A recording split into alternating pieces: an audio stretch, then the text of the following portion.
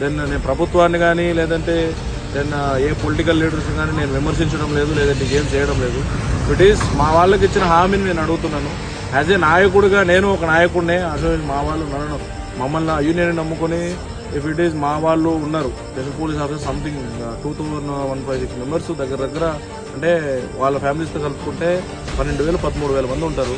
అందరూ కూడా మమ్మల్ని నమ్ముకొని ఉన్నారు. మేము ప్రభుత్వం ఇచ్చిన ఒక మాట మీద కట్టుబడే ఇంతవరకు కూడా ఎక్కడ కూడా వేరే వేరే ఉదంతువులు కానీ ఇట్లాంటివన్నీ చేయకుండా ఉన్నాము.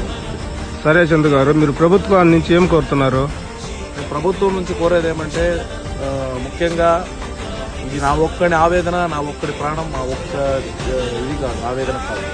రాష్ట్రంలో ఉన్న 2,156 మంది కుటుంబాలు, ఫస్ట్ ఆఫ్ ఆల్ వాళ్ళ కుటుంబాలను చూడండి. ఎవరైనా కూడా సరే వాళ్ళ కుటుంబాలను చూడండి, వాళ్ళకి న్యాయం చేయండి. మా స్పెషల్ పోలీస్ ఆఫీసర్లకు న్యాయం చేయండి. ఈ అంతర్రాష్ట్ర చెక్ పోస్టులు అనేవి ఏర్పాటు చేయండి.